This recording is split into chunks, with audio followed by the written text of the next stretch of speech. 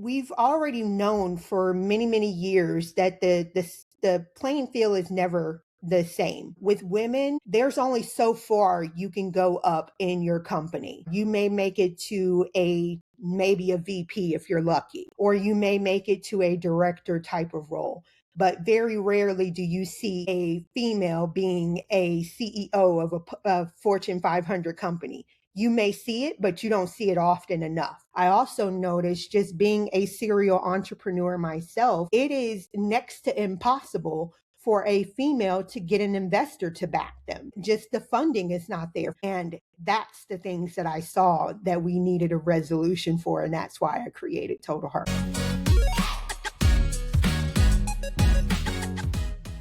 Hello and welcome to the Best You interview series. It's Gary here again. Thank you very, very much for taking the time to join me. And today I am joined by entrepreneur, founder and transformative leader Robin Sims Allen, who is here to discuss her work on the TotalHER movement designed to elevate and empower women across the globe. With more than 2 decades in technology and business leadership, Robin thrives at the intersection of innovation, strategy, and impact.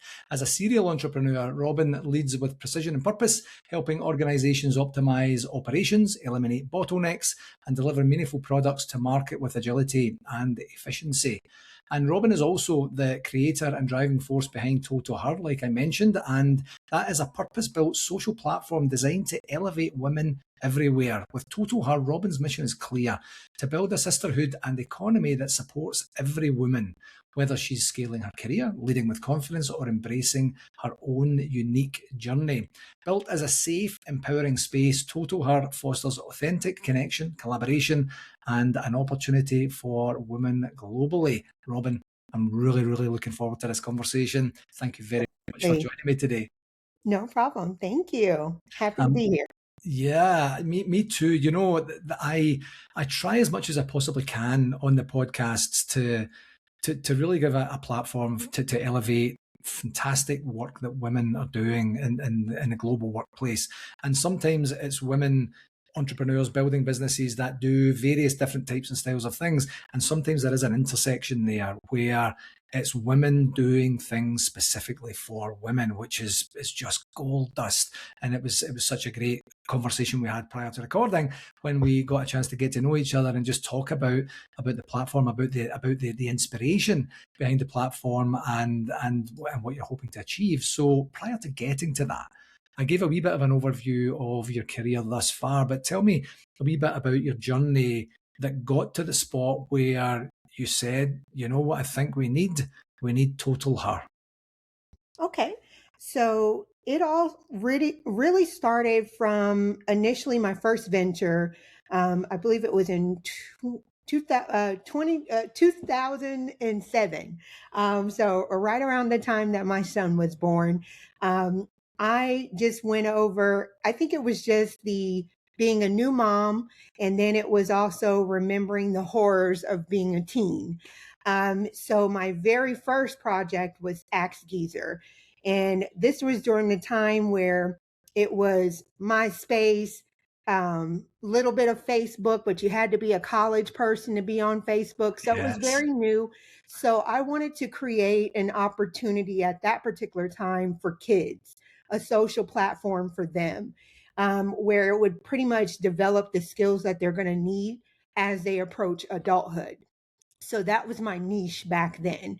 And it was similar, kind of like TotalHER, where I wanted to focus on empowering the kids. And it was more of a gamified type of social platform that I was building. It was probably ahead of its time. So it didn't get off the ground. So it's actually on the back burner. I think I'm going to try to recreate that maybe 2028 and bring that back out, especially now that the rules have changed as far as in what's acceptable for children, what's the acceptable age for social media and all of that. But that was what started me on the journey. And then just building my career and being in the different organizations that I worked with, I was either learning what not to do, or I was learning the things that I liked about those organizations. And I kind of continuously pivoted.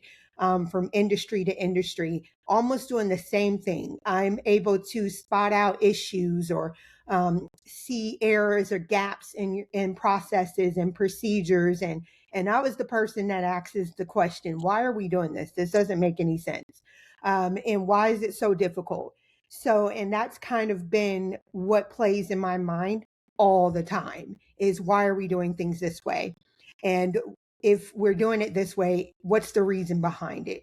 So I became the solution and come up with alternatives and different things of that nature, which fast forward 23 years later, here we are with TotalHER. And we're even in the process now with TotalHER where I'm getting ready to pivot TotalHER again. TotalHER initially was set up as a traditional social media platform, very intentional, community based for women, where they build their communities and then just so happen to be an economy for them, where they're able to make money if they're a consultant, a content creator, a podcaster, or whatever it is that they're doing. But my response now here in 2026 is I'm seeing women like myself being pushed out of corporate America in droves. We're either leaving voluntarily or involuntarily.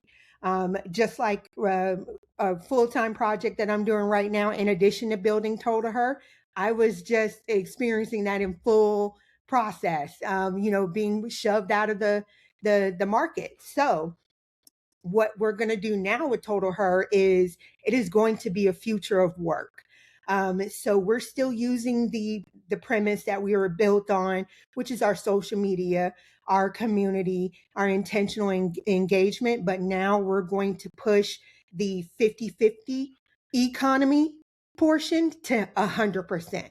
So now it is going to be an opportunity where women can now supplement or replace their income in its entirety. So whether they want to make a few $100 a month or 10 grand a month, they'll now be able to do that on the platform that we are building for them, customizing everything to assist them with best efforts, whether it is to create a course or whether it is to look for other opportunities for women, posting opportunities that you may have that you may be looking for women. So it's going to be a full engine just to continue to move women from the stage that we are now to the stage where we're going. Wow, so much to unpack there. And I just want to go back briefly. So your reputation, your niche, if you like, was that, you know, the process person to say, what are you doing? Why are you doing that? What are you hoping to achieve? And where are the gaps and such? Yep. How did that then, what was the linkage between that skill set, that vision that you have, or that ability to see things in a certain way, I should say, that you have, and the TotalHER platform? Was there a major gap that you saw? Was there something being unserviced? How did that come about? Do you remember like that moment? The moment is just ever since, I would say, post COVID.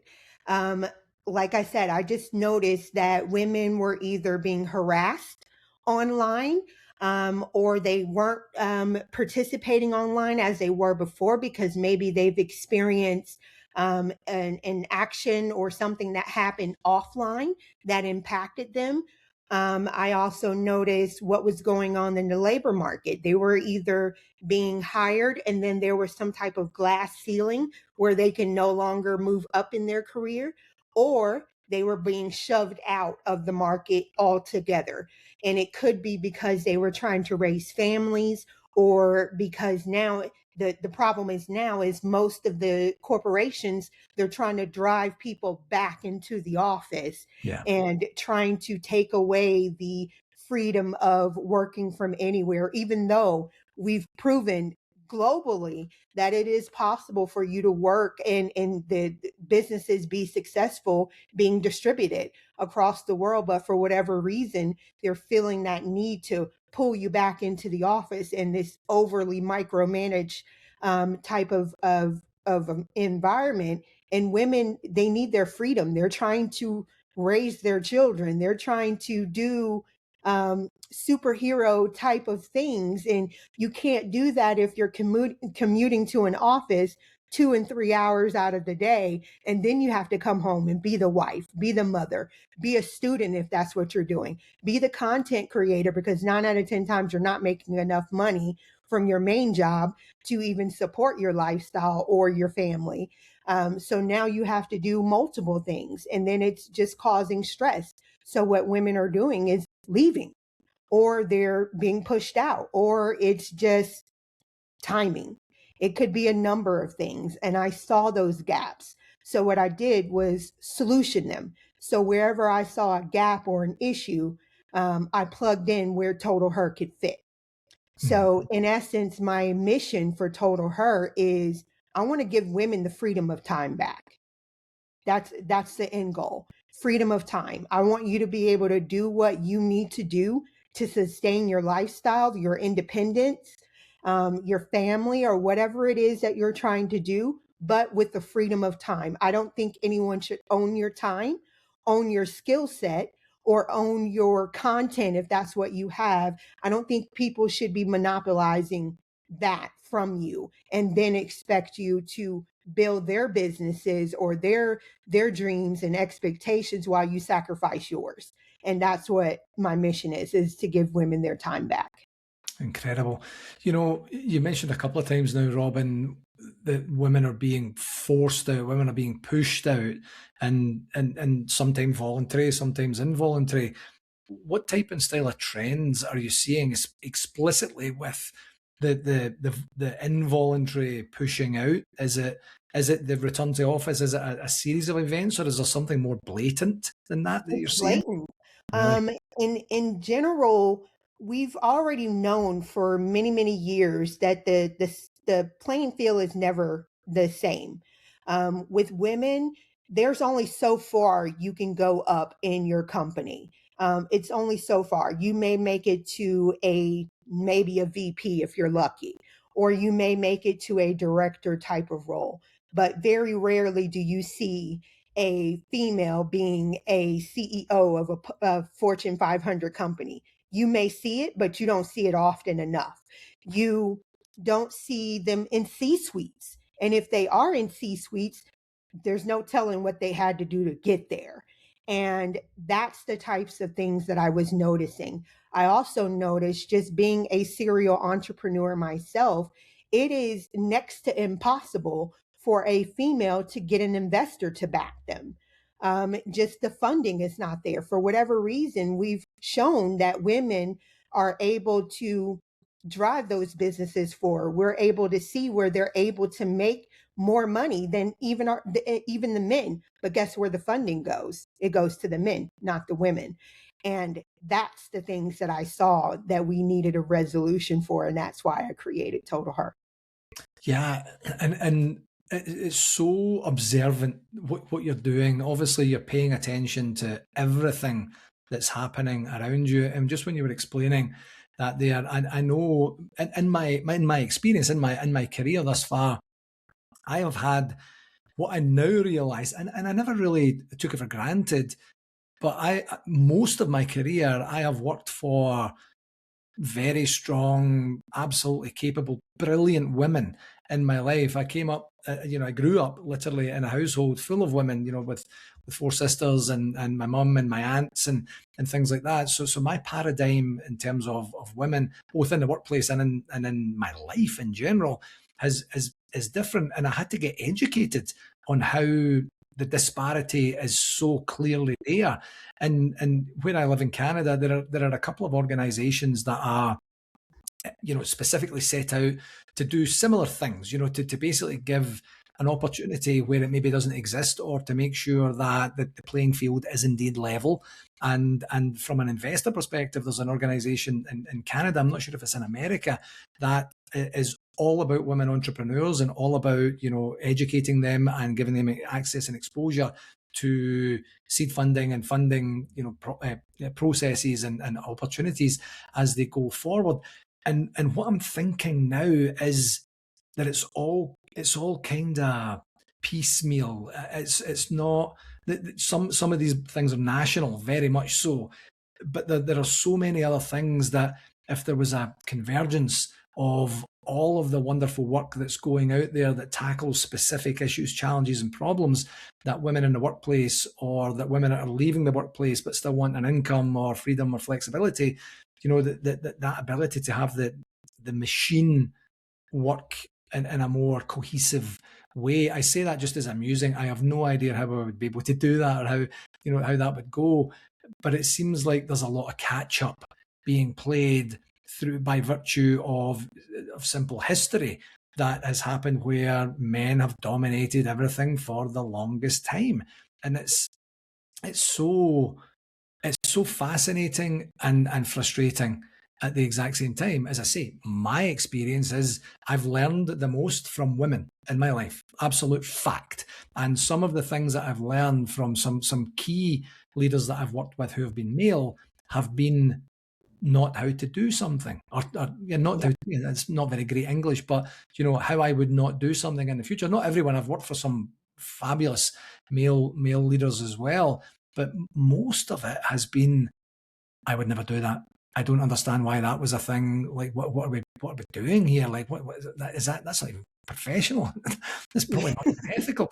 So there's that kind of bizarre scenario here, and I wonder. Just one last thought, and before we go back to TotalHER, is like we're the generation that had no internet, and then internet, no smartphones, and then smartphones, no AI, and then AI, being forced to work in an office, and then having flexibility and freedom during the pandemic, not to need to do it, to prove it out exactly like you said, Robin, that it works just as well, if not better. And then this forcing back to the office. So I wonder if we're the last generation that a physical workspace is going to be, it's not going to be the norm in the future. And it's just a generational thing. I think, and that's the thing that I'm noticing too. Typically, the companies that are requiring um, the physical presence in an office, they're led by the older generation, the one that is about to retire, Yeah. and they're the ones that are trying to put it back. I guess that's the approach: put it back how it was. But what leaders should be learning now is it's never going to go back to what it was pre-COVID. But the strange thing is, I've actually been remote working before it was even cool to do so. I've been remote working 14 years out of my 23 years. So I knew it worked anyway Yeah. prior to, but I think now, I think it's just getting used to. Our leaders want to try to keep as much control or their finger on the pulse as much as they can, and I think that's the purpose of driving people back into the office, for the simple mechanism that back in the 1970s and 80s, that's how they micromanaged you, by watching you, Yeah. or seeing how long you're sitting at your desk. But when you look at the different studies and different things that are going on now, you realize that people are not even productive when they're in the office. If anything, you're doing more walking around or socializing than you are actually doing the work. So I think when the numbers, revenue, profit, um, getting new customers, all of those things, when they start seeing those numbers don't look anything like what they think they will be, they'll start going back to how it was when it was COVID, when everybody was making hand over fist almost. And and I think it's just this is the state where it's the show me state. They need to see the numbers, because this trying to live back in the past, that's why we're so far behind on everything, even taking the consideration of AI and different things. There are companies that were pulling AI components or brainstorming AI 10, 15 years ago. Yeah. And we're just now seeing it because They needed to get used to it. They needed to understand the power of it. They needed to realize that it's going to change, and it's going to change whether you want it to, or whether you don't want it to. I'm pretty sure back in the 80s when the first computer came out, everyone was like, oh, this is a trend, this will go away. So, Yeah. and now you see, you can't do anything without a computer, literally. Yes. So I think that's the same thing. It just needs to happen. I think we need to catch up with where we are. Yeah, that's a really good way to put it, catching up where we are and going through the experience, going through the justification, going through the proving out of it is literally no better. And I'm not being an advocate here for 100% remote working, because there is such value in literally being in the same room as people for various things. But for your day-to-day work, you go into the office and then you sit on a series of Teams or Zoom meetings all You can day. do that at home. Why did you? Yeah, you could have done that without having to use the commute time and such. So back to TotalHER. So to explain it to a lay person, which is what I am, I have a wee bit of knowledge based on our previous chat. But what does the experience look like? What type and style of women would thrive in the space? And what success stories have you seen from TotalHER thus far? So the initial MVP of TotalHER, it was designed considering a consultant of some form.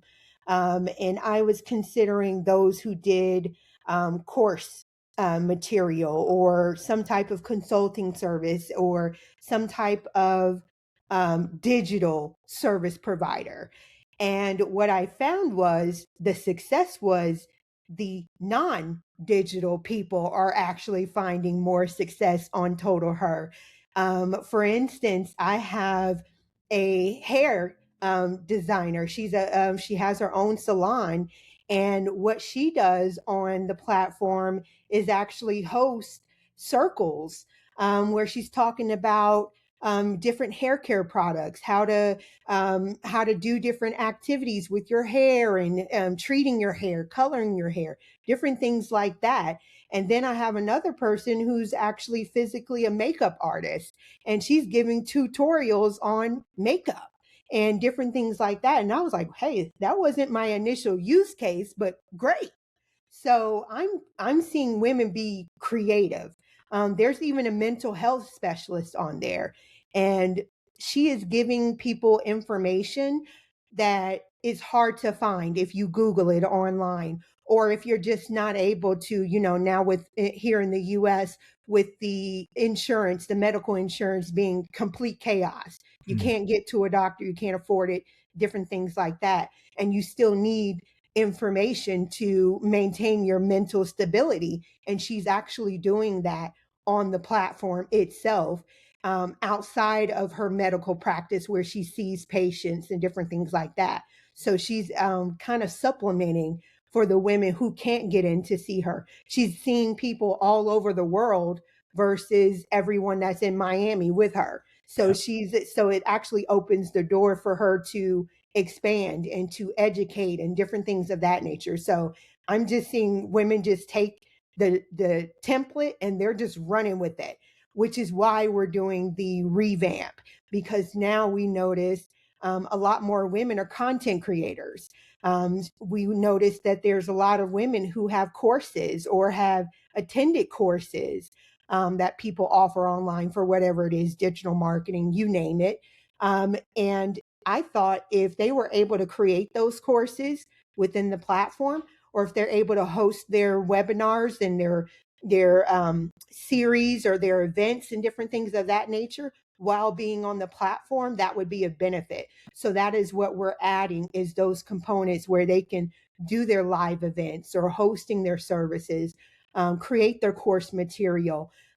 Perhaps they have a lot of content that is spread all over social media and various platforms, being able to pull that information into TotalHER and then repurpose that information, or have my AI tell you what new content you need to create that's going to enhance your business or make you go viral or make you earn more money. that those are the things that you'll see coming out in the future version of Total Her. Amazing. So one key part that you mentioned, I think I mentioned it in the bio as well, is it's a social network too. You know, the ability to have women in a safe social space to be able to converse, to dialogue, to debate, to support, to Yep. champion, and such like that. So if there's a woman out there who's saying, I really love the idea of a community like that. However, I don't have a product. I don't have anything I really want to sell. I'm just looking for some community. Is there a facility for that too? Yes. So you're going to be there. But here's the part that is so intentional about Total Her.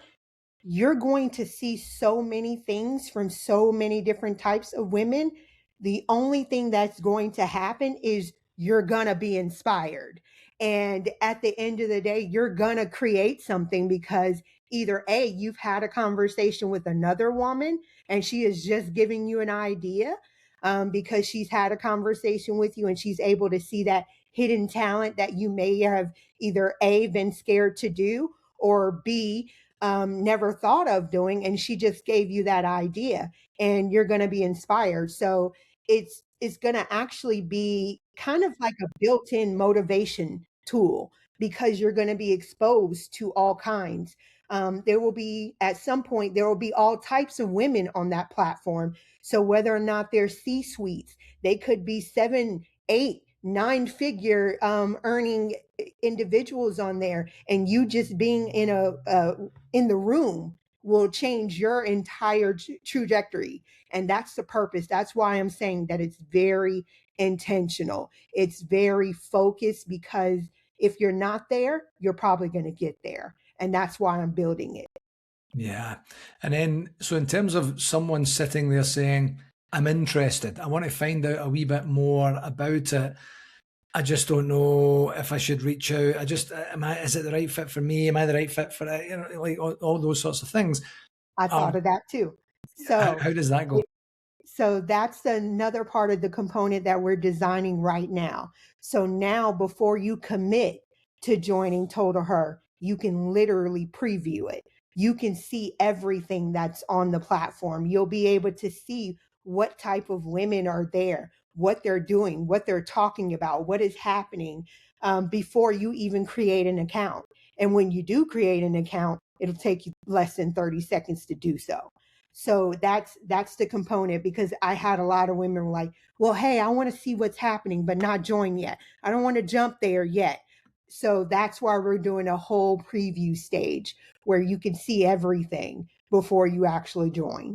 That's incredible, and not many platforms are doing that. You know, you'll get a very limited sneak a peek or the best bits or something like that, and then Yeah, you join, and then afterwards you're kind of like, oh, I don't really know.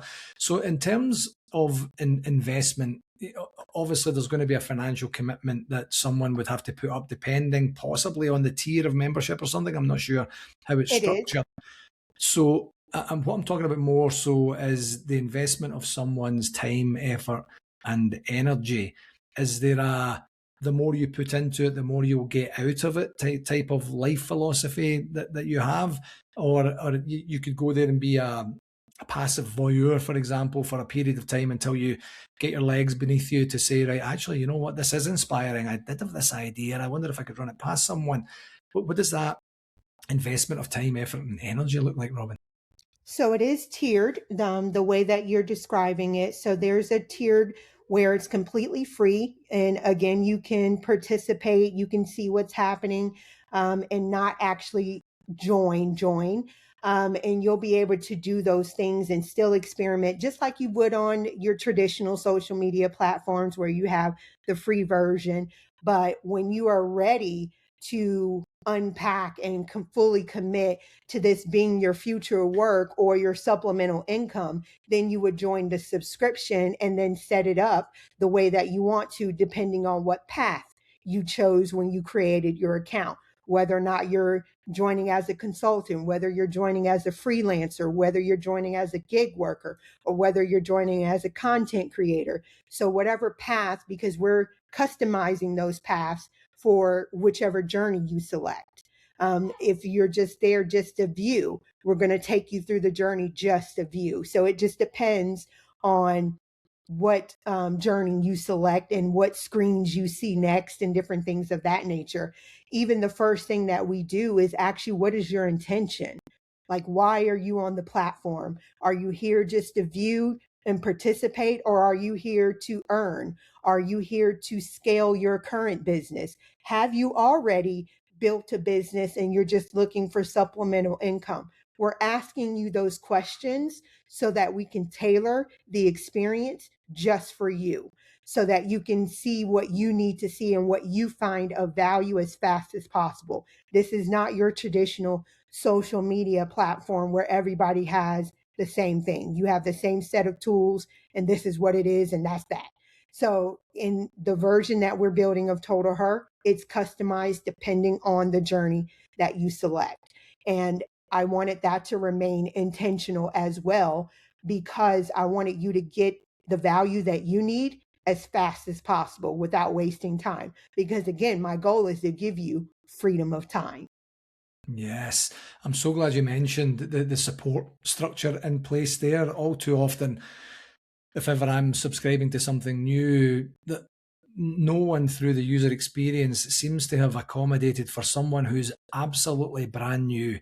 So I imagine some women out there saying, do you know what? I haven't even been on social media. I have an account and I'll go look every now and again. I'm so busy with my life, with my family, with whatever I have going on. And so social media is a wee bit scary.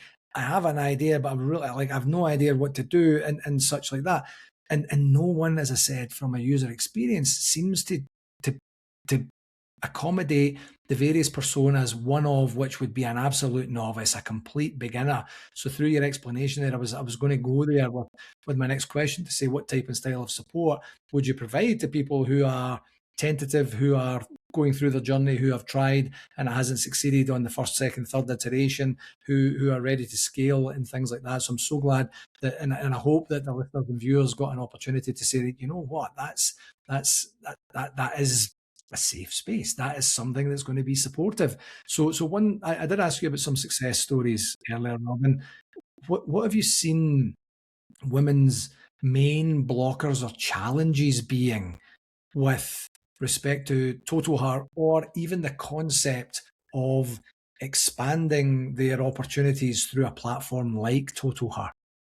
So I found, and that's what actually led to us revamping or redesigning it the way that we are now, is because I found just by talking to women, they didn't understand what Total Her was. They weren't aware of that opportunity.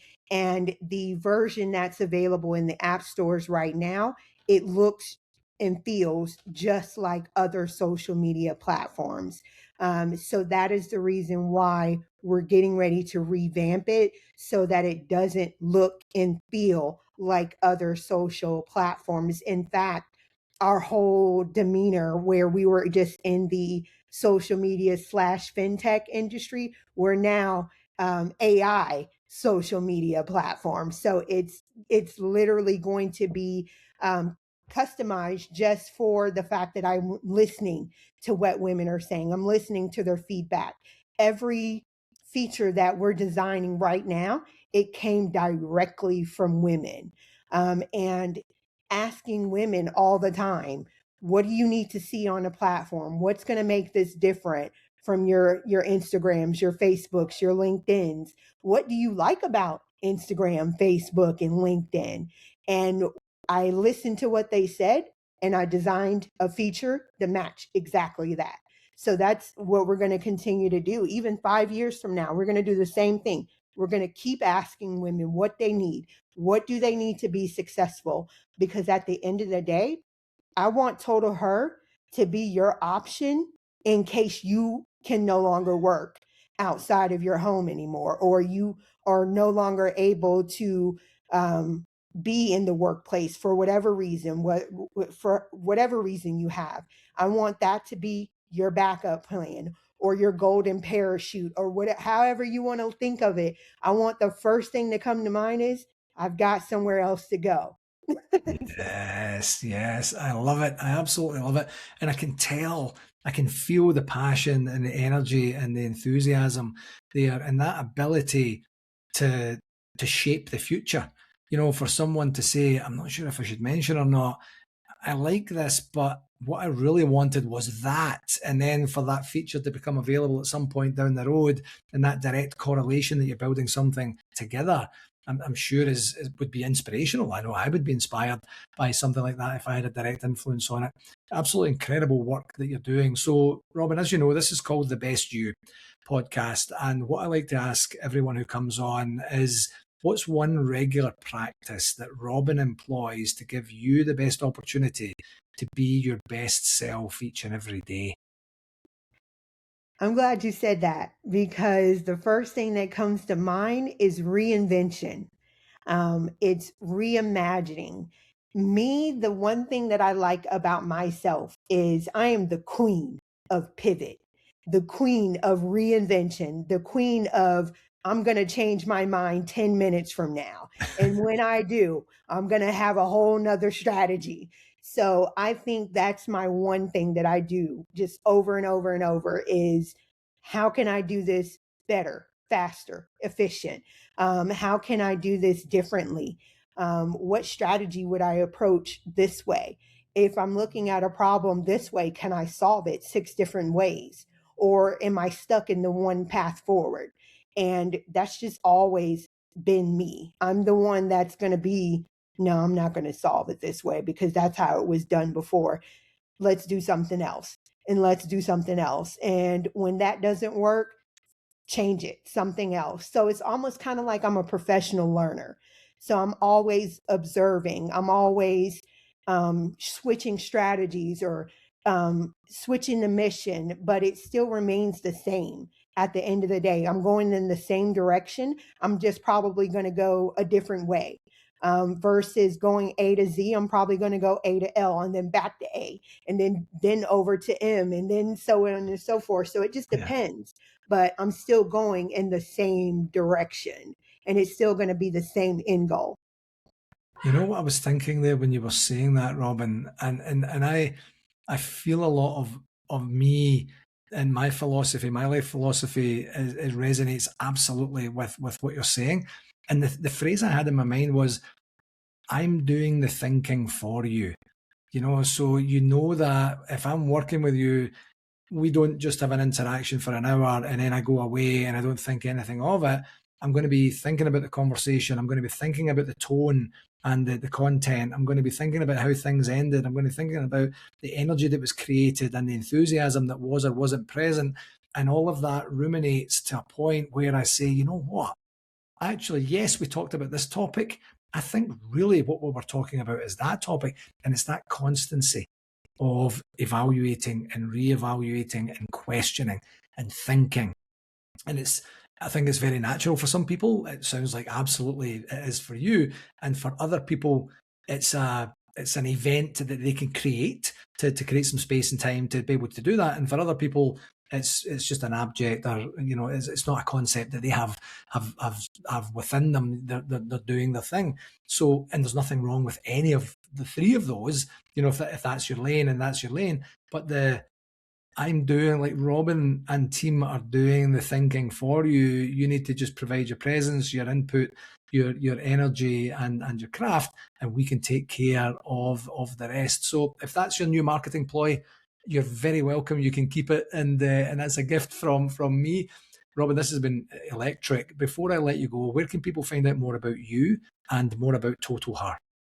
So TotalHER, the website is totalher.co. So that's CO. You can find me on all of your traditional platforms. I'm on LinkedIn. So you would just spell out my name, Robin Sims Allen, and I will come up. I'm on Instagram. It's R Sims Allen. And I think I'm on Facebook the same way, R Sims Allen. And you can just find me. And 9 out of 10 times, if you're sending me a message, I'm going to respond. I love it. I love it. Robin, as I say, this has been a fantastic conversation. I'm so glad we finally got the chance to get together to talk about this, to talk about the incredible work that you're doing, and to talk about your vision for the future. All the very, very best, and thanks a million for coming on the show. Thank you for having me.